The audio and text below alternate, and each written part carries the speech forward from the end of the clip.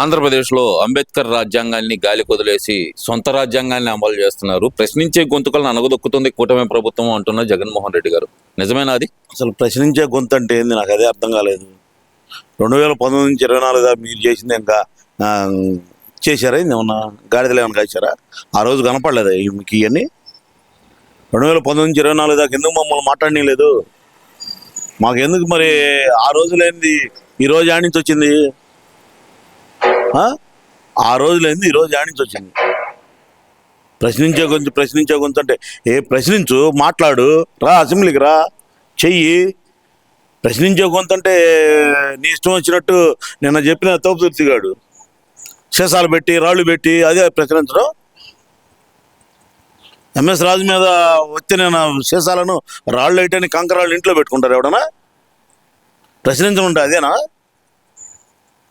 ప్రశ్నించడం తెలియదు మీకు. అసలు జగన్మోహన్ రెడ్డి అనే వ్యక్తికి ఈ వ్యవస్థే తెలియదు, గుర్తుపెట్టుకోండి. వ్యవస్థ తెలియదని ఎలా అంటారు? ఆయన మాజీ ముఖ్యమంత్రి అయితే మాజీ ముఖ్యమంత్రికి ఏం తెలుసని పాలిచ్చాడు. ఏం చేస్తాం, మా కర్మ 2019 నుంచి 24 మధ్య ఓట్లేసి జనం ఇలా చేసి ఆంధ్రప్రదేశ్ రాష్ట్రాన్ని ఎంత నాశనం చేసేదాకా మనం అందరమే సపోర్ట్ చేసిన వాళ్ళమేగా.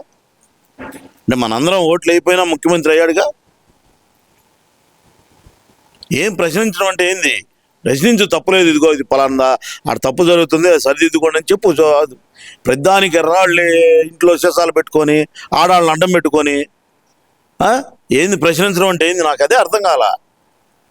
2019 నుంచి 24 మధ్య ప్రశ్నించడం అంటే అది ఇది కాదు. ఇది ప్రతి ఒక్కడు మాట్లాడుతున్నాడు. ఏం మాట్లాడలా? నిన్న పేరు నాని మాట్లాడలా, అంబట్రాంబా మాట్లాడలా, కొడాల నాని మాట్లాడలా? వాళ్ళందరూ ప్రశ్నించట్లేదా? వాళ్ళని మేము అరెస్ట్ చేసాం ఏందేమన్నా? ఇక రావణ గాడిది ప్రశ్నించడం అనేది మీరు అది కూడా అడుగుతున్నారేమో. ఇప్పుడు ఆయన అంటుంది అదే కదా, ఆ ప్రశ్న రావండి. అలాగే కేవీఆర్ది అరెస్టు, ఇవన్నీ ప్రశ్నించే గొంతుకలను అనగదొక్కటమే కదా అనేది ఆయన. నేను అడుగుతున్నాను, అతను ఎక్కడాడు, ఏం మాట్లాడుతున్నాడు? తెలంగాణ యూట్యూబరు తెలంగాణ గురించి, గవర్నమెంట్ గురించి మాట్లాడాలి. ఇక్కడ ఆంధ్రప్రదేశ్ గవర్నమెంట్ గురించి అతను వాడికి ఏం సంబంధం? నేను అదే అడుగుతున్నా. ప్రశ్నించడం అంటే అదేనా? అతనికి ఏం సంబంధం? యూట్యూబర్లో ఏది పడితే అది మాట్లాడితే నేను ఇండియా, నాకు అసలు ఇండియానే నాకు అవసరం లేదన్నాడిని మనం అరెస్ట్ చేస్తే వీళ్ళందరూ ఏదో పెద్ద స్వాతంత్ర సమరయోధుని కనుక అరెస్ట్ చేసి జైల్లో పెడితే మాట్లాడుతున్నారు. వీళ్ళకి అసలు హిందూ ధర్మం, హిందూ గురించి తెలుసా వీళ్ళకి? అసలు అమ్మపడి రాంబాబు గారు తెగ సపోర్ట్ చేస్తున్నాడు. మరి సిగ్గు లేకుండా హిందువులను తిడుతున్నప్పుడు ఏం చేసావు నువ్వు? హిందువులు తిడతలేదా? నాకు అవసరం లేదు, రాముడిని సీతని ఇష్టం వచ్చినట్టు. మాకు బాబు గారు కొద్దిగా క్రమశిక్షణ నేర్పాడు, కానీ లేకపోతే అంబటి రాంబాబుకి రెండోసారి కూడా పడేయి. మరి అలా కాదు, కానీ అసలు ఎందుకంటారు? కాదంటారు ఏంది బ్రదరు? హిందువులు తిడుతుంటే అలా కాదండి. ఇంకా నయం ట్విట్టర్ విజయసాయి రెడ్డి తృప్తిగా చెప్పాడు సమాధానం. హిందువులను కించపరిస్తే ఎట్లానే ఎప్పటికైనా సరే వైసీపీనే ఇది కాదని చెబుతాడు అతను. అంటే నిన్న కొడాల నాని మాట్లాడుతూ ఈ కూటమి ప్రభుత్వమే బూడిద ప్రభుత్వం, బూడిదలో కలిపేస్తారు త్వరలో అంటున్నారు కదా. మరి బూడిదలో ఎవరిని కలిపారో తెలుసు. ఇలానే రావణ సపోర్ట్ చేస్తే ఆ 11 కూడా 0 అవుతాయి అని 100% చెబుతున్నాను. 100% చెబుతున్నా. మొదదాకా ఏదో జగన్మోహన్ రెడ్డి ఒక్కడు గెలుస్తాడేమో, ఆ ఒక్కటన్నా ఉంటుందిలే అనుకున్నాం మేము. ఇలానే మాట్లాడండి, మీ గొయ్యి మీరే తీసుకుంటున్నారు. 100% సంబంధం ఆ వ్యక్తితోటి?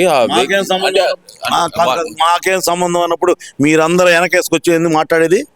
మీకేం సంబంధం? యూట్యూబరు ఆంధ్రప్రదేశ్లో వాడు మా గవర్నమెంట్ మీద 100 వీడియోలు చేశాడు. అవసరం వాడికి? వాడు ఇక్కడ కాదు కదా. ఇప్పుడు అక్కడ దాని గురించి కాదు, అసలు వాళ్ళు చెప్తుంది ఏంటంటే కనుక మాకేం సంబంధం, ఆ రావణ్ అనే వ్యక్తి వైసీపీ పార్టీకి సంబంధం లేదు అంటున్నారు కదా. మరి వాళ్ళు సంబంధం ఉందో లేదో తీస్తారు, ఆగండి. ఫోన్ డీటెయిల్స్ తీసి ఎవరు డబ్బులు కొట్టాడు, ఎంత ఆదాయం ఉంది మొత్తం వస్తాయి. ఎన్ఐఏ ఎత్తుకెళ్ళిపోయి మొత్తం తీస్తుంది బయటికి. ఎవడో ఏం తప్పు చేశాడు, ఎవడో ఏమి సపోర్ట్ చేస్తే వాడు ఆ లెక్కన పనికి మాలిన వీడియోలు చేశాడో మొత్తం వస్తాయి. ఒక హిందువుగా చెబుతున్నా, వాడిని లోపలేయటం అనేది 100% తప్పే లేదు. 100% ఒక హిందూ ధర్మంగా, హిందూ వాదిగా, హిందూ దేశంలో పుట్టిన నేను అతన్ని అరెస్ట్ చేయటం కాదు, ఇంకా మంచి కేసు ఉంటే ఇంకో ఇంకా అంతకంటే ఇంకేదైనా మంచి కేసు ఉంటే అతని మీద పెట్టవలసిందిగా మేము కోరుకుంటున్నాం. అతను బెయిల్ వచ్చేటట్టు చేసిందే చంద్రబాబు నాయుడు. పవన్ కళ్యాణ్ అడ్డు తప్పించుకోవడానికి ఇదంతా చేశారని ఒక వాదన తెర మీద తీసుకొస్తున్నారు కదా. ఏదైనా తీసుకొస్తారు గురు, ఏదైనా పవన్ కళ్యాణ్ టార్గెట్ చేస్తారు. ఏదైనా. ఇప్పుడు పవన్ కళ్యాణ్ చెప్పాడు కదా, తోట తొండం తీస్తానని, ఎక్కువ చేస్తే తోట వలుస్తానని చెప్పాడు కదా, అందుకని పవన్ కళ్యాణ్ టార్గెట్ చేశారు. దాన్ని కూటమి ప్రభుత్వంలో చంద్రబాబు నాయుడుకి ఆపాదించి ఈ ఇద్దరు ఆనందపడదాం అనుకుంటున్నారు. మీరు గుర్తుపెట్టుకోండి, పవన్ కళ్యాణ్ అనే వ్యక్తి 2023లో జైల్లో కలిసినప్పుడే చెప్పాడు, 30 సంవత్సరాల కూటమి ప్రభుత్వం పక్కాగా 100% ఎవరు ఏమన్నా సరే నేను కట్టుబడి ఉంటానని ఆ రోజు రాజమండ్రి జైలు దగ్గరే చెప్పాడు. గుర్తుపెట్టుకోండి, ఈరోజు చెప్పింది కాదు, ఈరోజు చెప్పిన వ్యవస్థ కాదు. 100% మీరు ఎన్ని కుయుక్తులు పన్ని, ఎన్ని శక్తులు అడ్డం పడ్డా పవన్ కళ్యాణ్ అనే వ్యక్తి చంద్రబాబు నాయుడు కలిసి బీజేపీ తోటి మీరు ఎన్ని ఆపుకున్నా సరే ఇది కూటమి ఇంతే నడిచేది. అంటే ఇక్కడ ప్రధానంగా చూస్తే కనుక వాళ్ళు అంటుంది ఆ మొత్తాన్ని జరుగుతున్న అవినీతిని కానీ అక్రమాలు కానీ డైవర్ట్ చేయడానికి ఇలా ప్రశ్నించే గొంతుకలను అనగదొక్కుతున్నారు తప్పితే వీళ్ళు చేస్తుంది ఏమీ లేదు. ప్రశ్నించే గొంతు అంటే ఎవడ ఎక్కడ యూట్యూబరు ఎక్కడ చేస్తున్నాడు ఇండియాలో. ఇప్పుడు ఇండియాలో ఎక్కడైనా బతకొచ్చు కాదంటలా, ఏం మరి తెలంగాణ మీద ఎందుకు చేయట్లేదు అతను? రావణ్ని అరెస్ట్ చేస్తే పెద్ద ఏదో తోపు తురుగుని అరెస్ట్ చేశారని తెగ ఫీల్ అవుతున్నారు కదా ఒక్కొక్కడు. నేనైతే 100% నాకు కనుక ఉంటే అసలు అలాంటి మాటలు మనకు వద్దు అసలు. అతను రావుని సీతని ఎంత దారుణంగా తిడుతున్నాడో వాడిని సపోర్ట్ చేసే వాళ్ళని చెప్పు తీసుకొని కొట్టాలి. రావణ్ని అరెస్ట్ చేయడం 100% తప్పు కాదా? అతను రావణ్ కాదు, అతని పేరు జోసఫ్ చౌదరి అని చెప్పి కొడాలి నాని చెబుతున్నాడు కదా. మరి చెబుతారు, మరి రావణ్ని ఎందుకు పెట్టుకున్నాడు, టీవీలో ఎందుకు చెప్పుకుంటున్నాడు, ఎందుకు చెప్పుకుంటున్నాడు ఇది రావణ్ని? రావణ్ని అరెస్ట్ చేయడం తప్ప? వైసీపీ ఎటుపోతుంది? ఇది చౌతల జగన్మోహన్ రెడ్డి ఈ 11ని రేపు భవిష్యత్తులో 0 చేసుకోబోతున్నాడు అనిపిస్తుంది ఇలా మాట్లాడితే. ఎలా అనుకోవచ్చు అంటారు ఆ మాట? ఎందుకు అనుకోకూడదు? మరి ఇప్పుడు హిందువుల్ని, హిందూ దేశంలో ఉండి హిందూ దేవుళ్ళని, నాకు ఈ దేశంతో సంబంధం లేదు, నాకు అసలు ఈ దేశమే నాకు వద్దు, ఈ దేశంలో అసలు నాకు బతకటమే అనవసరం అనుకున్నాడిని ఎన్ఐఏ తీసుకెళ్ళి అరెస్ట్ చేస్తే మరి మీరందరూ ఎందుకు సపోర్ట్ చేస్తున్నారు? అతనేమన్నా దేశం కోసం పోరాడిన వ్యక్తా, స్వాతంత్ర సమరయోధుడా? అవన్నీ మార్ఫింగ్ చేసి అతన్ని గొంతు నొక్కటానికి మాత్రమే చేస్తున్నారు అంటున్నారు కదా. మార్ఫింగ్ చేస్తే ఆయన ఫోన్లో వీడియోలు ఎవరు మార్ఫింగ్ చేసి పెడతారు? ఇప్పుడు తీసారు కదా, అంతకంటే వలగరగా ఉండేవి కదా. ఇంకా ఎవరు చేస్తారు? తొందరపడబాకండి, ఇంకొక 2-3 రోజుల్లో మొత్తం వస్తాయి. Kodali Nani back to fire అనుకోవచ్చు అంటారా? బ్యాక్ టు ఫైర్ లేదు, ఇస్త్రాకు ఫైర్ లేదు, అయిపోయింది వాళ్ళది. బ్యాక్ టు ఫైర్ అనేది Kodali Nani back to fire ఏం చేస్తాడు? కొడాలి నాని ఏం చేశాడు? 2019 నుంచి 24 మధ్య ఏం చేశాడు?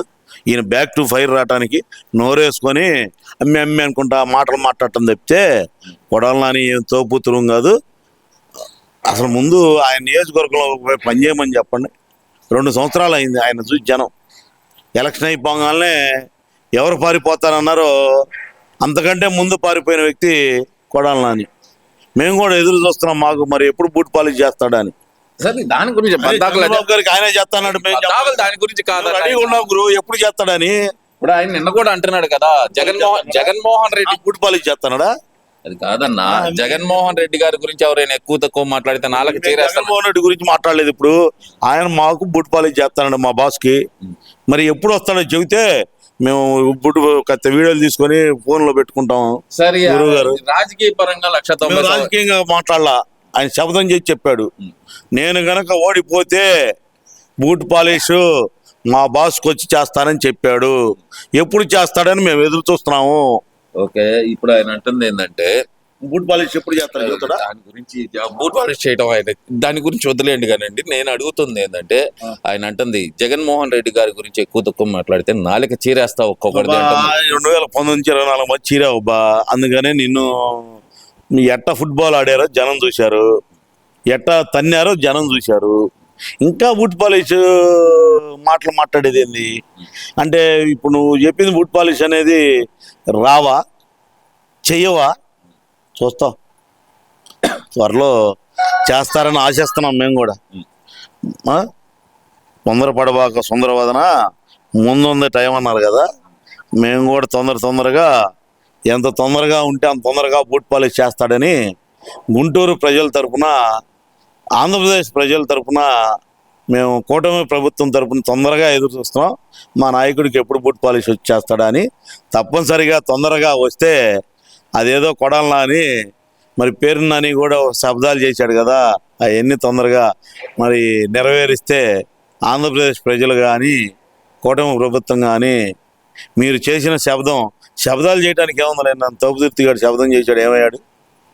వీళ్ళు శబ్దాలు చేయటం వరకే కానీ అది నిరూపించుకోవటానికి ఆడాళ్ళని అడ్డం పెట్టుకొని నేను తప్పుదిర్తిగాడు బతికిపోయాడు.